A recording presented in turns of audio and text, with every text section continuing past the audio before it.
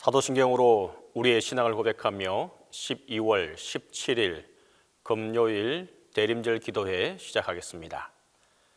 나는 전능하신 아버지 하나님 천지의 창조주를 믿습니다. 나는 그의 유일하신 아들 우리 주 예수 그리스도를 믿습니다. 그는 성령으로 잉태되어 동정녀 마리아에게서 나시고 본디오 빌라도에게 고난을 받아 십자가에 못 박혀 죽으시고 장사된 지 사흘 만에 죽은 자 가운데서 다시 살아나셨으며 하늘에 오르시어 전능하신 아버지 하나님 우편에 앉아 계시다가 거기로부터 살아있는 자와 죽은 자를 심판하러 오십니다. 나는 성령을 믿으며 거룩한 공교회와 성도의 교제와 죄를 용서받는 것과 몸의 부활과 영생을 믿습니다.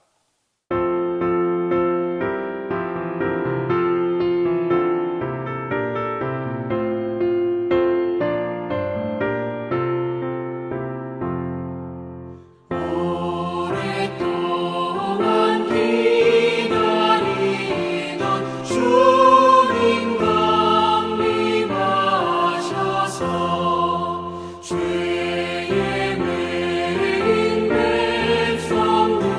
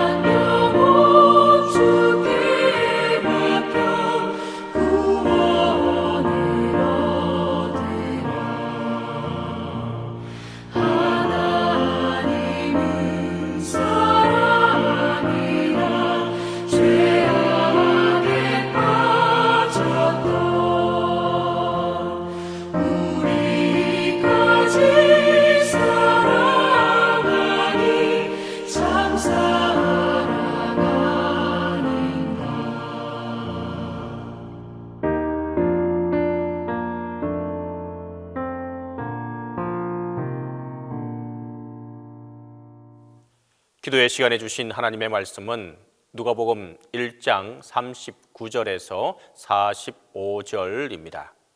신약성경 누가복음 1장 39절에서 45절입니다. 이때에 마리아가 일어나 빨리 산골로 가서 유대 한 동네에 이르러 사가랴의 집에 들어가 엘리사벳에게 문안하니 엘리사벳이 마리아가 문안함을 들으매 아이가 복중에서 뛰노는지라. 엘리사벳이 성령의 충만함을 받아 큰 소리로 불러 이르되 여자 중에 내가 복이 있으며 내 태중에 아이도 복이 있도다. 내 주의 어머니가 내게 나아오니 이 어찌 된 일인가. 보라, 내 문안하는 소리가 내 귀에 들릴 때에 아이가 내 복중에서 기쁨으로 뛰놀았도다. 주께서 하신 말씀이 반드시 이루어지리라고 믿은 그 여자에게 복이 있도다. 오늘 본문에는 두 여자가 등장하게 됩니다. 마리아와 엘리사벳입니다. 두 사람은 친척지간이었습니다. 두 사람은 멀리 떨어진 곳에서 살았습니다. 마리아는 이스라엘의 북쪽 지방인 갈릴리에 살았고 반면에 엘리사벳은 이스라엘 남쪽 지방인 유대에 살았습니다. 누가복음 1장 36절 말씀처럼 엘리사벳은 처음부터 임신하지 못한다고 알려진 여자였습니다. 한마디로 엘리사벳은 불임 여성이었습니다. 그럼에도 불구하고 엘리사벳은 아들을 배었는데 이미 6달이나 되었습니다.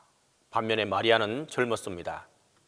누가복음 1장 34절 말씀처럼 마리아는 남자를 알지 못했습니다. 다시 말해서 마리아는 처녀요 동정녀였습니다. 그럼에도 불구하고 마리아는 그의 태중에 성령으로 잉태된 아들을 배었습니다. 이와 같이 두 여자 모두 아이를 뵐 수 있는 상황이 결코 아니었습니다. 그럼에도 불구하고 그들은 각자의 태중에 아들을 배었습니다. 그러니까 하나님이 그들에게 기적을 행하셨던 것입니다. 천사 가브리엘이 갈릴리 나사렛에 사는 마리아에게 이르렀습니다. 천사는 마리아가 아들을 잉태할 것이라고 일렀습니다. 그러면서 천사는 마리아에게 놀라운 말을 들려주게 됩니다. 누가복음 1장 35절 말씀인데 성령이 마리아에게 임하시고 지극히 높으신 이의 능력이 그를 덮으실 것이라는 것입니다. 그 길과 마리아는 잉태하여 아들을 낳을 것입니다. 그 아이는 거룩한 이로서 하나님의 아들이라 일컬어질 것이라는 것입니다. 물론 천사의 말이 마리아에게 쉽게 이해되지는 않았을 것입니다. 천사도 그 사실을 모르지 않았습니다. 그래서 천사는 마리아에게 하나의 징표를 알려주게 됩니다. 그것은 마리아의 친족 엘리사벳이 아들을 배었다는 사실입니다. 이미 살펴본 대로 엘리사벳은 본래 임신하지 못한다고 알려진 여자였습니다. 그런데도 엘리사벳이 아들을 배었습니다. 그것도 6달이 되었습니다. 하나님이 엘리사벳에게 기적을 행하셨던 것입니다. 물론 마리아는 천사의 말을 의심하지 않았습니다. 그렇지만 마리아는 천사가 말한 징표를 직접 확인해 보고 싶었습니다. 자신의 믿음을 더욱 확고하게 하기 위해서였습니다. 그래서 마리아는 엘리사벳을 만나러 가기 위하여서 그 다음에 일어나게 됩니다. 이제 오늘 본문에서 드디어 두 여자는 함께 만나게 됩니다. 그들은 자신들이 받은 하나님의 은혜와 축복을 서로 나누었습니다. 그런 가운데 엘리사벳은 노래가 나오게 됩니다. 엘리사벳을 만나고 문안하면서 마리아는 자연스럽게 무엇을 느끼게 되었겠습니까? 천사의 말이 엘리사벳에게 그대로 이루어진 것을 직접 보았습니다. 그렇다면 천사가 한 말은 마리아가 자신에게도 그대로 이루어진 것이란 사실을 마리아는 확인할 수 있었을 것입니다. 마리아가 엘리사벳에게 문안할 때 엘리사벳도 마리아가 하는 말을 그대로 믿을 수 있었을 것입니다. 왜냐하면 지금 자기도 똑같은 기적을 체험하고 있기 때문입니다. 그런데 바로 그때 엘리사벳의 복중에 있는 아이가 뛰놀았습니다. 지금 엘리사벳의 복중에는 위대한 선지자가 될 아이가 자라고 있었습니다. 바로 세례 요한이었습니다. 세례 요한의 사명은 예수님보다 앞서 와서 예수님의 길을 준비하며 모든 사람에게 예수님은 하나님의 아들이시며 그리스도이신 것을 증언하는 것이었습니다. 세례 요한은 예수님으로 인한 기쁨이 늘 충만했습니다. 바로 이와 같은 기쁨, 곧 예수님으로 인한 기쁨이 세례 요한에게는 모태 때부터 있었습니다. 그는 모태로부터 성령의 충만함을 받았으므로 복중에서조차도 예수님으로 인한 기쁨으로 뛰어놀았던 것입니다. 우리도 성령의 충만함을 받아서 우리 안에 예수님으로 인한 기쁨이 늘 충만하기를 간절히 바라고 또 바랍니다. 특별히 대림의 계절을 맞이해서 우리 모두 성령으로 충만하여 늘 우리의 심령이 예수님으로 인해서 생기는 충만한 기쁨으로 뛰놀 수 있기를 간절히 바랍니다. 지금까지 살펴본 대로 마리아는 먼저 엘리사벳의 증언을 통해서 천사의 말을 확인했습니다. 또한 마리아는 엘리사벳의 복중에 있는 아이가 기쁨으로 뛰노는 것을 통해서도 천사의 말을 확인할 수 있었습니다. 그런데 이것들만이 전부가 아니었습니다. 누구든지 성령의 충만함을 받으면 성령이 그 사람을 온전히 주관하는 것을 보게 됩니다. 성경을 보면 성령의 충만함을 받은 사람에게 나타나는 두드러진 현상이 한 가지가 있습니다. 그것은 성령의 감동하심에 따라서 하나님에게서 받은 예언을 말하는 것입니다. 엘리사벳은 성령의 충만함을 받았습니다. 그 결과 그는 성령의 감동하심으로 하나님께로부터 받은 예언, 곧 하나님의 말씀을 선포하게 됩니다. 이제 엘리사벳의 입에서 나오는 예언의 말씀을 통해서 마리아는 또다시 천사의 말을 확인할 수 있었습니다. 누가복음 1장 42절, 큰 소리로 불러 이르되 여자 중에 내가 복이 있으며 내 태중의 아이도 복이 있도다. 엘리사벳은 성령의 충만함을 받아 그의 목소리를 높여서 크게 외쳤습니다. 엘리사벳의 마음이 그만큼 감격스러웠던 것입니다. 그래서 그는 자기가 외치는 하나님의 말씀이 분명하게 전해지기를 바랬을 것입니다. 엘리사벳의 외침은 하나의 노래로 되었습니다. 그의 노래는 한마디로 축복송입니다. 그의 노래에 나타난 축복의 대상은 모두 넷입니다. 첫째, 마리아. 둘째, 마리아의 태중의 아이. 셋째, 엘리사벳 자신. 그리고 넷째, 하나님의 말씀을 믿는 모든 사람들을 의미하는 것입니다. 먼저 엘리사벳은 마리아가 하나님의 축복을 받았음을 노래했습니다. 여자 중에 내가 복이 있으며, 이는 히브리 어법으로 최상급을 뜻하는 표현입니다. 그러니까 모든 여자들 중에서 마리아가 가장 복이 있는 여자라고 하는 뜻입니다. 히브리 문화에서 여자의 복은 그의 자녀들을 보면서 판가름을 하게 됩니다. 누가복음 11장 27절에서 한 여자가 마리아를 가리켜서 했던 말과 같이 마리아가 가장 복이 있는 이유는 그가 가장 위대한 아이를 배웠고 또한 그가 가장 위대한 아이에게 젖을 먹였기 때문이라는 표현이 있습니다. 지금 엘리사벳은 마리아가 그의 태중에 하나님의 아들 예수 그리스도를 배고 있었음을 알고 있었습니다. 그래서 엘리사벳은 성령의 충만함을 받아 마리아가 여자들 중에서 가장 복이 있는 여자라고 큰 소리로 노래했던 것입니다. 예수님은 하나님의 아들이시며 그리스도이십니다. 그러나 세례 요한은 예수님보다 앞서 와서 예수님의 길을 준비하는 선지자입니다. 말하자면 예수님은 하나님의 아들이시지만 세례 요한은 피조물인 인간에 불과할 뿐입니다. 엘리사벳은 이 사실을 잘 알고 있었습니다.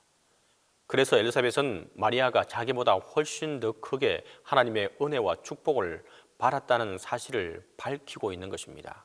아니, 좀 더 정확하게 말해서 엘리사벳은 마리아가 이 세상 모든 여자들 가운데서 가장 크게 하나님의 은혜와 축복을 받은 여자라고 노래하고 있습니다.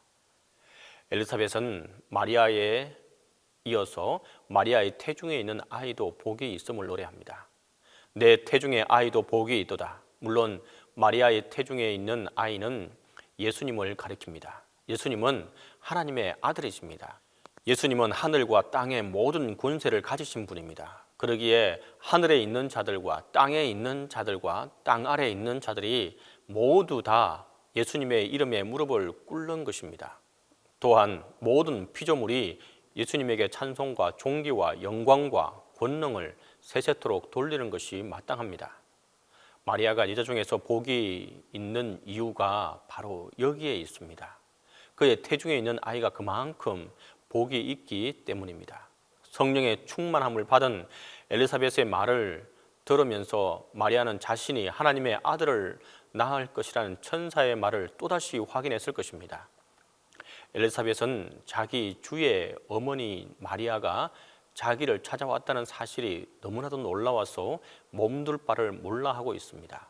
이는 분명 엘리사벳에게 지극히 큰 영광이며 축복된 일이었습니다. 그래서 엘리사벳은 이번에는 그 자신이 받은 축복을 노래하고 있습니다. 이때 엘리사벳은 마리아를 가리켜서 내 주의 어머니라고 불렀습니다. 그러니까 엘리사벳은 마리아의 태중에 있는 아이가 자신의 주라는 사실을 밝히는 것입니다. 이는 그 아이가 바로 하나님의 아들이란 사실을 뜻하는 것입니다. 45절을 보면 마지막 네 번째 축복의 대상이 등장하게 됩니다. 물론 여기에서 말하는 그 여자는 1차적으로 마리아를 가리킵니다. 사가라는 믿지 못해서 한동안 벙어리와 기머거리가 되었습니다. 그러나 마리아는 믿었기에 그에게 복이 있었습니다. 그런데 이때 엘리사벳은 44절 말씀과는 달리 2인칭을 사용해서 믿은 너에게라고 말하지 않았습니다.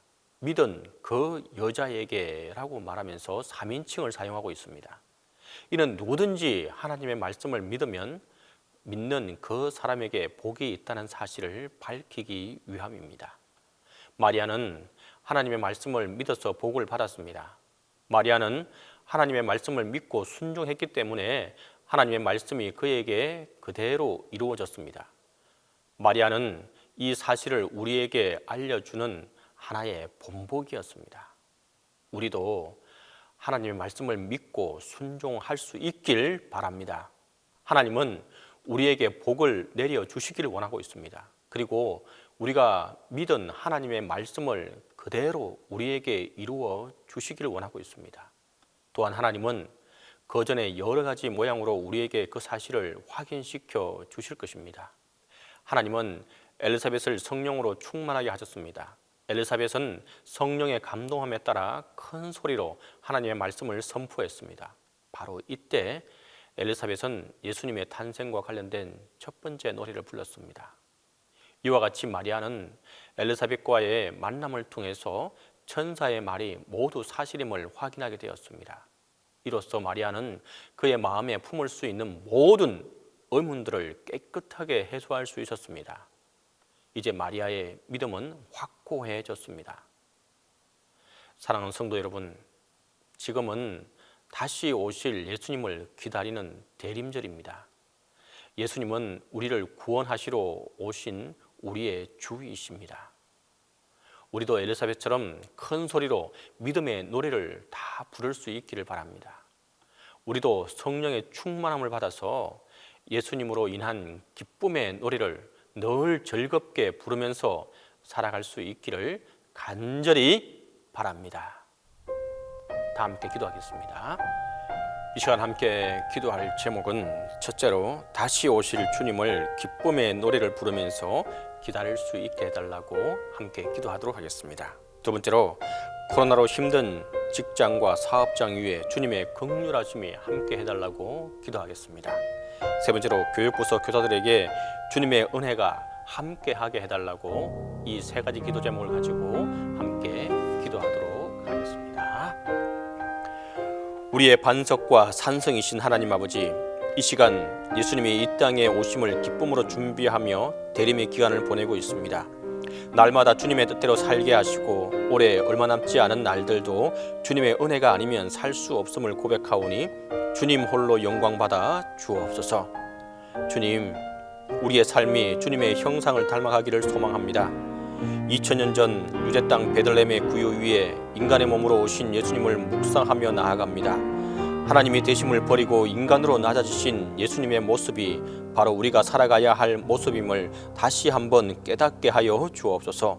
이웃을 사랑하고 교회를 섬기며 가정을 세워가야 함에도 불구하고 우리는 어느새 또다시 교만해져 있음을 고백합니다.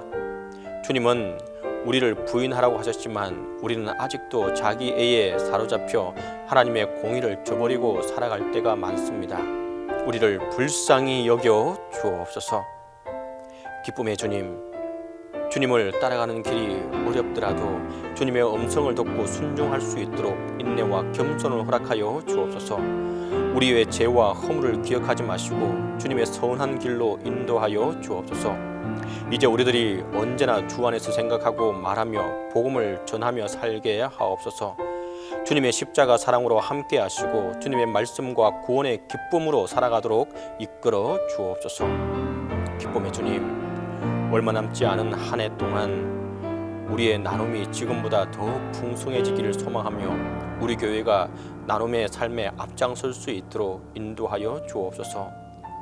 특별히 필라델피아 사랑 나누기를 통해서 어렵고 힘든 교회들을 나누고 또 나누기를 원합니다. 하나님, 그 나눔의 손길들의 복에 복을 더하여 주시고 하나님, 그 나눔을 받는 모든 교회들이 다시금 새 힘을 얻고 일어설 수 있도록 하나님 함께해 주옵소서. 더욱더 바라기는 이 땅의 젊은이들이 성탄의 진정한 의미를 알게 하시고 더 이상 크리스마스를 육체적인 쾌락의 기회로 삼지 않게 하여 주옵소서. 이 땅의 교회가 세상 풍조에 휩쓸려 가지 않게 하시고 성탄의 주인공이신 예수님을 전하는 일에 앞장서게 하여 주옵소서. 우리 교회가 다음 세대에 올바른 성탄 문화를 교육하는 사명에 성령의 기름을 부어 주옵소서.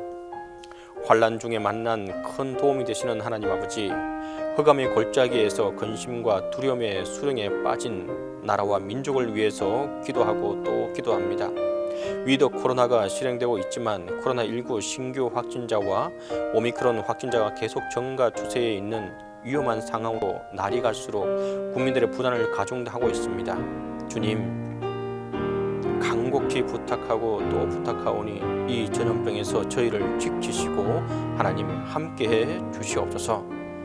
기쁨의 주님, 코로나19로 너무도 많은 수고를 감당하고 있는 교육부서 교사들을 기억하여 주옵소서.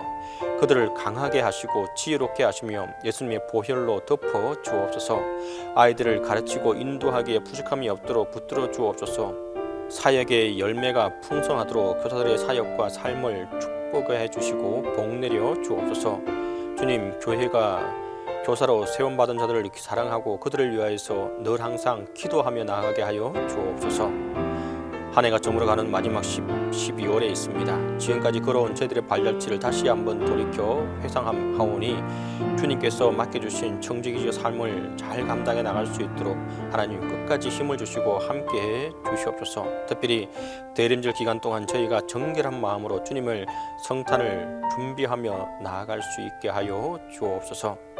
담임 목사님과 하나님 함께해 주시고 영육간의 강건함으로 붙들어 주시고 하나님 목회에 나가실 때 어려움 당하지 않도록 하나님 붙잡아 주옵소서. 이제는 주님께서 가르쳐주신 기도에 마치도록 하겠습니다. 하늘에 계신 우리 아버지, 아버지의 이름을 거룩하게 하시며 아버지의 나라가 오게 하시며 아버지의 뜻이 하늘에서와 같이 땅에서도 이루어지게 하소서. 오늘 우리에게 일용할 양식을 주시고 우리가 우리에게 잘못한 사람을 용서하여 준 것 같이 우리 죄를 용서하여 주시고 우리를 시험에 빠지지 않게 하시고 악에서 구하소서. 나라와 권능과 영광이 영원히 아버지의 것입니다.